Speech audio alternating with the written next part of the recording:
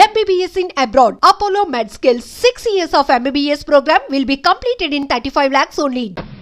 Sorry నేనెందుకు చెప్పాలి sorry? అయినా అంత టెన్షన్ పడతారు ఎందుకు? 2 రోజులు కడుపులు మారితే వాళ్ళే దిగొస్తారు. వాళ్ళ పరిస్థితి చూస్తే అలా లేదండి, చాలా పట్టుదలగా ఉన్నారు. మరీ అంత నెత్తికెక్కితే వాళ్ళని పీకి పారేసి కాస్త ఒడ్డు పొడుగున వాళ్ళని వేసుకుంటాం అంతేగా? ఏంటే అప్పలనాయుడు, పోలీసులు అంటే పొలాల్లో పనిచేసే కూలీలు అనుకుంటున్నావా? ఈ ఊరోడు పనిలోకి రాకపోతే పొరుగురు నుంచి లారీలో తెచ్చుకోవడానికి వాళ్ళకి వీళ్ళకి పెద్ద తేడా ఉందండి. ఆపోయా మినిస్టర్ తర్వాత కాస్త డిగ్నిటీ మెయింటైన్ చేయొద్దు. పోలీస్ స్టేషన్కి వెళ్ళి పోలీసుల మీద గుండెలా దౌర్జన్యం చేస్తావా? ఏంటండి పోలీసులను ఎప్పుడు ఎవడు తిట్టలేదా కొట్టలేదా? అదేదో పెద్ద పాపమైనట్టు అది నేను మాత్రమే చేసినట్టు మాట్లాడతారండి. ఇదిగో ఊరికే నోరు పారేసుకోకుండా నేను చెప్పేది విను. ఈ రోజు వైజాగ్ సిటీ వరకు ఉన్న ఈ స్ట్రైక్ రేపు స్టేట్ అంతా పైకిందనుకో, అప్పుడు మొత్తం ప్రభుత్వానికి ఎసరు వస్తుంది. ఆ పరిస్థితి కనుక వస్తే నిన్ను పార్టీ నుంచి ఈగ ముక్కను పీకినట్టు పీకి పారేస్తారు. అప్పుడుగా నేను ఎందుకు చెప్పా నీకు అర్థం కాదు. అప్పలనాయుడు గారు, ప్రెసిడెంట్ గారు చెప్పింది కరెక్ట్. ఓటితో పోయేదాన్ని గొడ్డల దాకా తెచ్చుకోవడం దేనికి చెప్పండి? అయితే ఇప్పుడు నన్ను ఏం చేయమంటారు?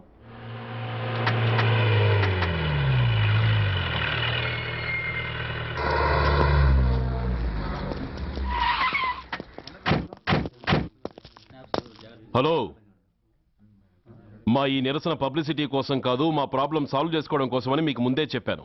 మళ్ళీ ఎందుకు వచ్చారు? మినిస్టర్ గారు రమ్మంటే రాకుండా ఎలా ఉండగలం సార్? మినిస్టరా? ఏ మినిస్టర్? అప్పలనాయుడు గారే సార్. అదిగో అప్పలనాయుడు గారు వచ్చేసారు, పదండి.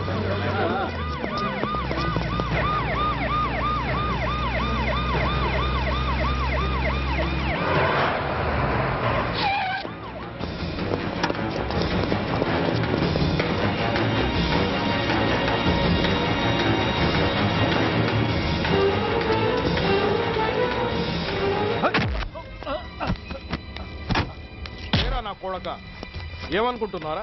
నువ్వేమన్నా పెద్ద రౌడీవా? నా పరువు తీసేసావు కదరా, నా కడుపును చెడబుట్టావు కదా. పోలీసులు అంటే ఎవరు అనుకుంటున్నారా? వాళ్ళు మనల్ని కాపాడేవాళ్ళరా, వాళ్ళనే అవమానిస్తావా? వెళ్ళరా, వెళ్ళి వాళ్ళ కాళ్ళ మీద పడి క్షమాపణ అడుగు. వెళ్ళవు.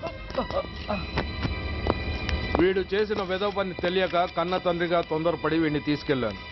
నిజం తెలిసాక ఓ బాధ్యత గల మంత్రిగా జరిగిన దానికి సారీ చెప్పి వీడిని మీకు అప్పగిస్తున్నాను. నన్ను క్షమించండి. చాలా థ్యాంక్స్ అండి. ఇంకా మీరు కెమెరాలు ఆపండి. మినిస్టర్ గారు మిమ్మల్ని పిలిపించిన కార్యక్రమం అయిపోయింది, మీరంతా బయలుదేరచ్చు. ప్లీజ్. పిలవగానే వచ్చినందుకు మీ అందరికీ చాలా థ్యాంక్స్.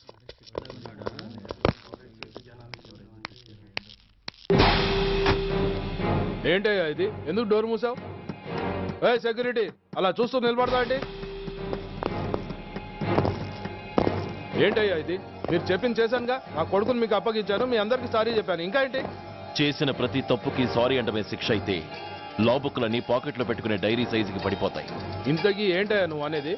మీరు మా వాళ్ళకిచ్చినవి తీసుకెళ్లిపోండి. ఒకళ్ళిచ్చిన ఉంచుకోవడం మాకు అలవాట్లేదు. నేనా? నేనేమిచ్చాను? మరీ అంత మతిమరుపు అయితే ఎలా సార్? ఓయ్ ఏంటిది?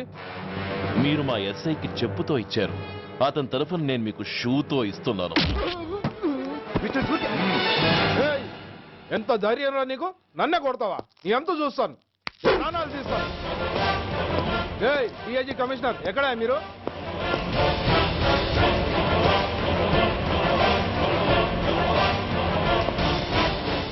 ఇది మా రైటర్కి ఇచ్చింది, ఇది మా సెంట్రీకి ఇచ్చింది. ఇక ఒకటే ఒకటి మిగిలింది. ఇంకోట ఏంటది? ఈ ఎఫ్ఐఆర్ ని నలిపినందుకు.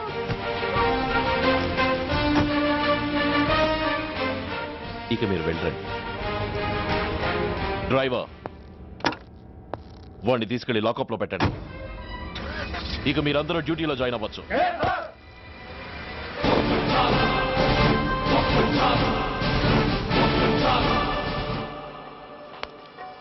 Hello, excuse me. స్మోక్ చేస్తూ డ్రైవింగ్ చేయటం అపాయకరం. Sorry sir. స్మోక్ చేస్తూ వాకింగ్ చేయటం సురక్షితం.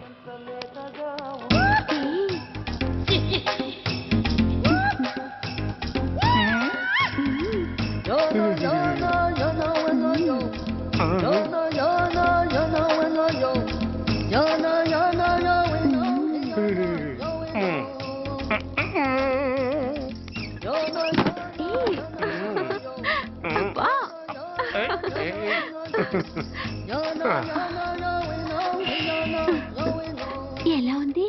అబ్బో సూపర్. తాపేశ్వరం కాజా అదిరింది. మరి నాకు ఇచ్చేస్తే నేను వెళ్ళిపోతా. ఏంటి ఇచ్చేది? నా పంతనానికి పేమెంట్. ఏంటి అర్థం కాలేదా? ఆడాళ్ళలో నువ్వు ఎలాగో మగాళ్ళలో నేను అలా అనమాట. ఇచ్చో ఇచ్చో ఇచ్చో ఇచ్చో. దొంగ సచ్చినోడా, నాటకాలు ఆడుతున్నావా? మర్యాదగా నా డబ్బులు ఇచ్చే. ఓయ్ సీను మార్చద్దు. ఇప్పుడు నువ్వు నన్ను రమ్మన్నావా, నేను నిన్ను రమ్మన్నానా? నేనే రమ్మన్నాను. లోపలికి వచ్చి నేనేమన్నాను? ఎంత అన్నావు? నువ్వేమన్నావు? 100 అన్నాను. కదా అంటే నా పర్సనాలిటీకి నువ్వు కట్టిన రేటు 100 అన్నమాట. అదే నేను అడిగాను. ఇచ్చో ఇచ్చో ఇచ్చేమ్మా. ఏంట్రా ఓవర్ చేస్తున్నావు? మర్యాదగా నా 100 నాకు ఇవ్వు, లేకపోతే నా లంగా బొందికి నేను ఊరేసి చంపేస్తాను. Help help. కష్టాన్ని పడితే చంపేస్తానంటుంది. ఈ అన్యాయాన్ని ఎదుర్కొన్న నాదుడే లేడా? ఏయ్, అరవకు. ఏదో మొగుడికి తెలియకుండా వారానికి ఒకసారి ఇక్కడికి వచ్చి గుట్టుగా బిజినెస్ చేసుకుంటున్నాను. నీకు దండం పెడతాను, నన్ను అలర్పాలు చేయమాక. నువ్వేమి ఇవ్వక్కర్లేదు, వెళ్ళిపో. మంది హైటెక్ బ్రెయిన్. నీ పేరు గంట గంగారత్నం, మీ ఆయన పేరు గంట గురునాథం. ఆడు ఎలక్ట్రిసిటీ బోర్డులో పనిచేస్తున్నాడు. డోర్ నెంబర్ 14/14, లింకు రోడ్డు, ఫిట్టింగులు పేట, విజయవాడ 2. ఇది నీ అడ్రస్. నేను మంచోని గనక కమిట్ అయిన 100తో అడ్జస్ట్ అయిపోతున్నాను. ఆలస్యమైందనుకో అది డబుల్ అయిపోద్ది. ఇచ్చే నోటు చేతిలో పెట్టు. థ్యాంక్స్. దున్నపోతులా ఉన్నావు, ఆడదాని ఉసురు పోసుకుంటున్నావు. ఎయిడ్స్ వచ్చి చస్తావు. Sorry, no chance. హెల్మెట్ లేకుండా నేను యుద్ధానికి వెళ్ళను. ఎత్ర నారీ వర్ధంతి తత్ర జీవనం సుఖాస్మనం. అంటే నాకేం తెలుసు? ఎప్పుడో విన్నాను, ఇప్పుడు అనాలపించింది అన్నాను. వస్తాను.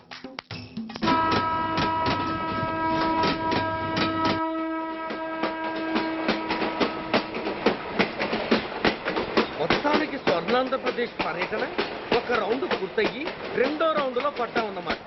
ఏంట్రా నీలో నువ్వే కొనుక్కుంటున్నావు? అబ్బే ఏం లేదు గురు.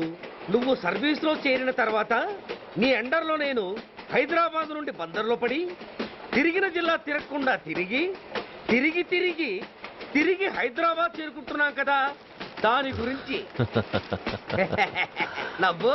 నవ్వుతావు ఎందుకు నవ్వు? చిన్నప్పుడు ఎవడో ఒక సన్నాసి నా చేయి చూసి లోక సంచారం అవుతావు అన్నాడు. దాంతో నేను ఏ విమానం పైలట్లో షిప్ కెప్టెన్ లో అవుతాననుకున్నాను. కానీ ఇలా నీతో పాటు తిరుగుతూ రాష్ట్రమంతా సర్వే చేస్తాననుకోలేదు. ఏడ్చావులే. నిజంగానే ఏడ్చినట్టుంది. డ్రెస్ కిందకు 30 ఏళ్ళు వచ్చినా ఇంకా పెళ్లి కాలేదంటే తెలిసిన వాళ్ళందరూ నన్ను ఆట్ అయిపోయి అనుకుంటారు తెలుసా? అయితే ఓ మంచి అమ్మాయిని చూసి చేసుకోవచ్చుగా. చేసుకోవచ్చు, ఎందుకు చేసుకోకూడదు? కానీ అవకాశం ఏది? ఫస్ట్ బందర్ బస్ స్టాప్ లో అమ్మాయిని చూసి ముచ్చటపడి పేరు అడుగుదామనుకున్నా. అడిగే లోపల ఆదిలాబాద్ ట్రాన్స్ఫర్ చేశారు. అక్కడ ఇంకో సుందరి కనిపించింది, పేరు అడిగా. ఆ అమ్మాయి పెద విప్పే లోపల ప్రకాశం జిల్లా పంపించారు. ఒంగోలులో ఇంకో అమ్మాయి కనిపించింది, పేరు చెప్పింది. ట్రాఫిక్ లో వినబడలా అనే లోపు విజయవాడ తన్నారు. ఇలా నిలకడ లేకుండా నీతో పాటు తిరుగుతూ ఉంటే లవ్ ఎక్కడా, మ్యారేజ్ ఎక్కడా? నా బొంద. అంత ఇబ్బందిగా ఉంటే నాతో పాటు ఎడవడం ఎందుకు? మంచి ఉద్యోగం ఇప్పిస్తాను, హాయిగా పెళ్లి చేసుకుని సెటిల్ అవ్వు అంటావు అంతేగా? జీవితాంతం ఒంటరిగా అయినా గడిపేస్తాను గానీ మీ ఫ్రెండ్షిప్ మాత్రం దూరం చేసుకుని ఏసీపీ గారు. ఇది కొంచెం ఓవర్ అయినట్టుంది. ఓవర్ అయిందా? ఐసీ, అయితే ఆపేస్తాను. ఈ టికెట్ ఎవరిది బాబు? బాబు కాదు, పాప. ఈ టికెట్ గలదు. ఏ నా టికెట్ ఏం తక్కువ? రేటు తక్కువ. ఇది సూపర్ ఫాస్ట్ ట్రైన్. నువ్వు ఎక్కాల్సింది మామూలు ట్రైన్. సికింద్రాబాద్ లో దిగి పీటీ కట్టించుకుని మీ ఊరెళ్ళు. ఏ ఈ ట్రైన్ భువనగిరి వెళ్ళదా? వెళ్తుంది కానీ ఆగదు. ఆగదా? ఎందుకు ఆగదు? ముందు కరీంనగర్ లో ఆగింది, తర్వాత సికింద్రాబాద్ లో ఆగుతుంది. మధ్యలో ఉన్న భువనగిరిలో ఎందుకు ఆగదు? ఏంటి లాజిక్కా? మీ ఊరికి ఈ ట్రైన్ ఆగేంత బిల్డప్ లేదు గానీ ఎక్కువ మాట్లాడకుండా సికింద్రాబాద్ లో దిగిపో. ఏంటయ్యా అమాయకురాల్లా కనిపిస్తున్నాన్ని దబాయిస్తున్నావా? టికెట్ ఇచ్చినప్పుడు రైలు ఎందుకు ఆపరు? ఈ రైలు మా ఊళ్ళో ఆగాల్సిందే, ఆపి తీరాల్సిందే. ఇదిగో అమ్మాయి, ఆడపిల్లవని ఊరుకుంటుంటే తెగరెచ్చిపోతున్నావు. ఇంకా ఎక్స్ట్రాలు చేసావంటే సికింద్రాబాద్ దాకా ఎక్సెస్ ఫేర్ రాసి ఫైన్ కూడా కట్టిస్తాను, జాగ్రత్త. ఏంటమ్మా నేనేమన్నానని?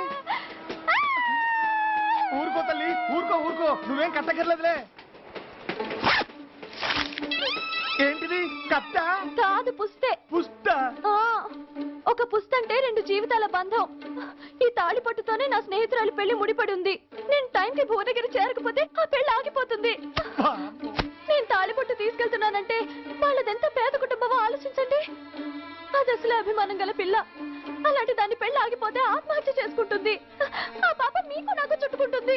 అందుకే చెప్తున్నాను, ఈ చైన్ లాగి ట్రైన్ అన్న ఆపండి, లేదా ఈ చైన్ లాగి నా ప్రాణాలను తీసేయండి. అమ్మా ఆండాళమ్మ కాదు, రంబమ్మ. ఆ పోని రంబమ్మ. ఆ చైన్ లాగి నా ఉద్యోగం పోగొట్టుకునే దమ్ము నాకు లేదు గాని గార్డుతో మాట్లాడి మీ ఊళ్ళో ట్రైన్ స్లోగా వెళ్ళేలా చేస్తాను. రన్నింగ్ లో దిగలవా? ఓ, స్టేషన్ వచ్చేసింది, జాగ్రత్తగా దిగమ్మా. దిగ్గానే నీ సామాన్లు కింద పడేస్తాం.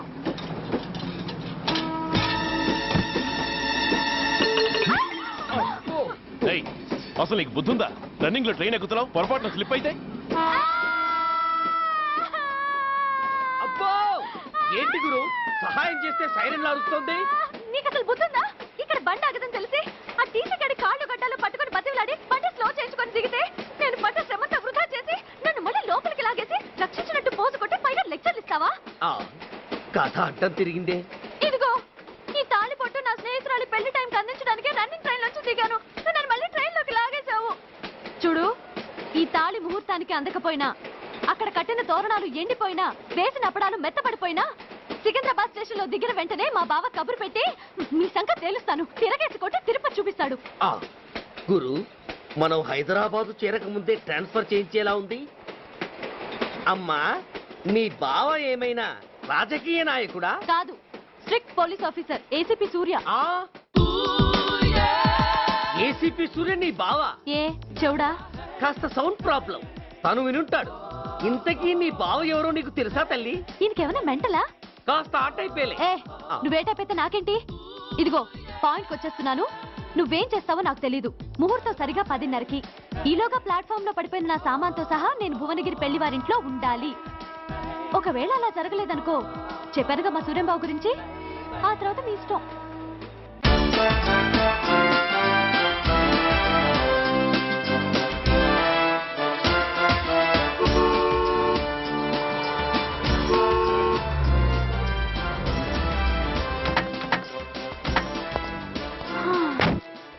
జురాసిక్ పార్క్ లో చిన్న డైనోసార్ లాగా ఏంటా లుక్కు? వెళ్ళి డిక్కీలో సామాన్లు తీసుకురా.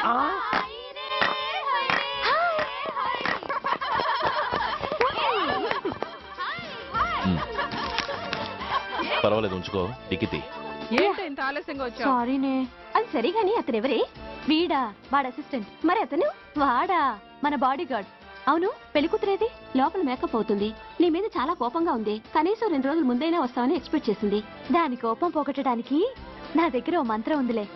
ఈ ప్రెజెంటేషన్ చూడగానే అది ఐస్ అయిపోతుంది.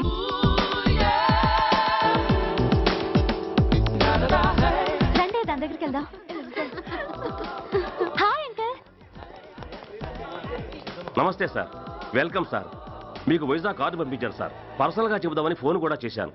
మీకు హైదరాబాద్ ట్రాన్స్ఫర్ అయిందని చెప్పారు. అక్కడ హెడ్ క్వార్టర్స్ కూడా కార్డు పంపించాను. మీకు అందుతుందో లేదో, వస్తారో రారోనని తెగ టెన్షన్ ఫీల్ అయ్యాను సార్. నాకు ఇన్ఫర్మేషన్ అందింది, అందుకే వచ్చాను. చాలా సంతోషం సార్. మీరు రండి సార్. గోమతి, దీపికా కపులా, కోరాయా దేక్. ఏంటి అతన్ని బాడీ గార్డ్ అన్నావు? అంకుల్ ఏమో అంత రెస్పెక్ట్ ఇచ్చి హడావుడ్ చేస్తున్నారు. ఉండవే, అసలే మతిపోయి నేను ఏడుస్తుంటాను. హలో, ఏంటి జురాసిక్ పార్క్ లో పెద్ద డైనోసార్ లా మొహం పెట్టావు? షాక్ అయ్యావా? అప్పుడే ఏమైంది? ఇంకా ముందుంది. ఇదిగో నీ బ్యాగ్, ఇదిగో నీ పెట్టి. నీకెప్పుడూ చెప్తుండేవాడిని, మా పోలీసులో హీరో, మా డిపార్ట్మెంట్ కి గర్వకారణమని. అంటే ఏసీపీ సూర్య? అవునమ్మా. Nice meeting sir. I'm so thrilled sir. మా భార్య సార్. నమస్తే జీ. నమస్తే. మా అల్లుడు sir. Glad to meet you sir. వాళ్ళ father sir, ACP Suryan sir. Hello sir. ఏవే రమ్మా, ఇలా రావే. ఏ నిన్నే పిలుస్తుందే. నోరు ముయండి. Hello, calling. Go go.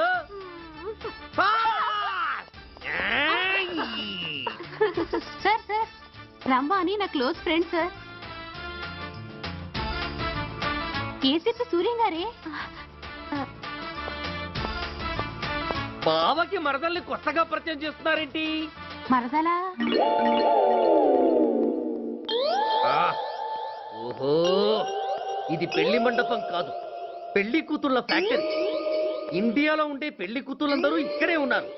ఇక్కడే ఇప్పుడే ఏదో ఒక అమ్మాయిని సెటప్ చేసుకుంటారు.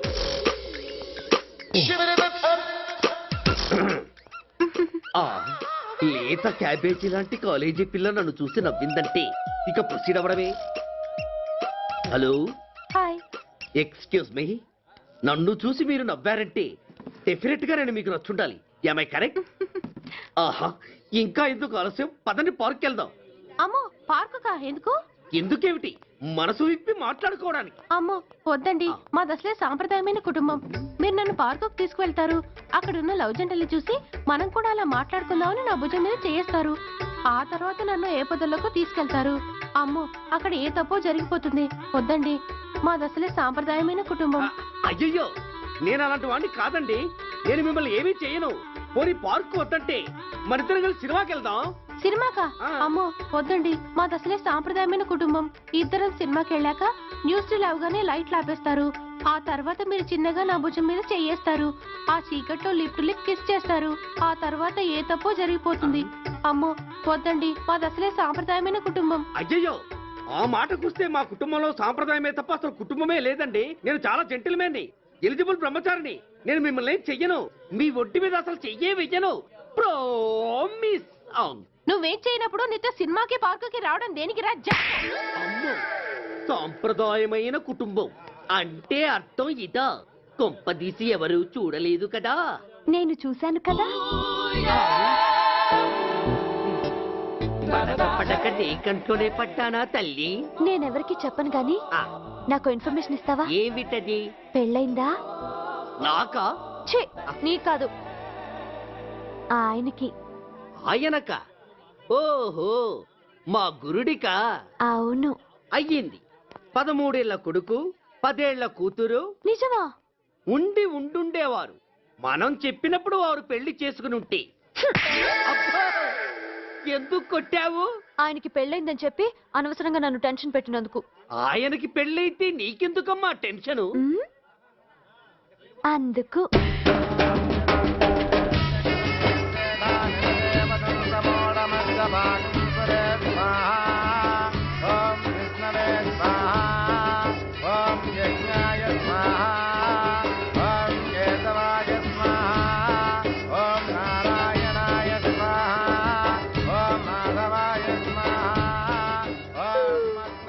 ఎందుకే అలా ఉన్నావు? కష్టాలు వచ్చేసాయి. ఎవరికే? ఇంకెవరికి? మా నాన్నకి. ఎందుకు? నాకు పెళ్లి మూడు వచ్చేసింది.